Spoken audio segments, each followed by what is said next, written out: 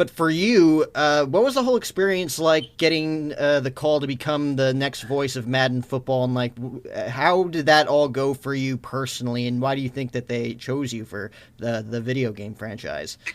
Yeah, it's one of those. You'll probably only get a few phone calls in life or Yeah, emails that you never really forget, and that certainly ranks up there at the top. I was at the time doing the play-by-play at Georgia Tech, and I got a note via LinkedIn actually from the director of talent at EA Sports, and basically the note said, we have an opportunity at EA Sports we would like to speak to you about. And I didn't know why they would be reaching out to me. I didn't know what it was about. I didn't certainly think that going through LinkedIn seemed like the most viable option right. for a big company like EA Sports. So it was a little surprising, but I took the message to be serious and I replied and set up a phone call, and lo and behold, they went on to tell me that they were looking to move on from Jim Nantz and Phil Simms. And one of the producers that worked on the game had heard my work and identified me as sort of a dark horse candidate. They liked my voice, they liked my call, and so they at least wanted to bring me down to Orlando where the studio is to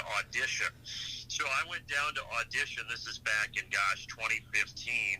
And I wasn't thinking a whole lot of it. I mean, certainly I was excited to be considered. I was flattered, but I knew that they were replacing Jim Nantz and that they would probably be reaching out to a lot of national big names, and that I was just one of many auditioning.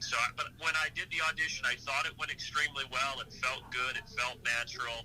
And the feedback was positive, so I hoped and waited, and then a couple of months later, they called and sure enough asked if I wanted to be the one to replace Jim Nantz. And again, that's a phone call that you only get once in a lifetime, and Yeah. I'll always remember where I was, and I couldn't say yes fast enough. So it's been an extremely rewarding last 5 years with that franchise. How, I guess, awesome or weird is it hearing your voice in a video game? I don't know if you play it at all, but what's that experience like? I actually don't play it. The only Right. time I played it is when my nephew in Dallas, Texas, beats me, and I go down and visit the families for the holidays. And if he asks me to play, I'll play him. I've played him a few times. He's beaten me every time.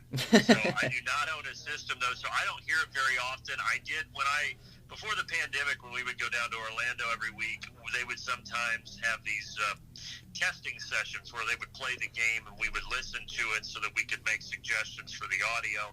And to be honest, I don't love how it sounds, just because Right. when you call a real game, it's much more natural and fluid. A video game is very robotic. It's taking 8 to 10 second sound bites that were recorded on different days and different weeks, in many cases different years, and meshing them together back to back to back to try to make it sound like it's one coherent thought, when in Right. reality it's just a bunch of stitched together lines. So I more or less get frustrated because I want perfection. I expect perfection out of myself, and when the lines don't flow well together, at no fault of the people at EA, it's just how the video game mechanics work.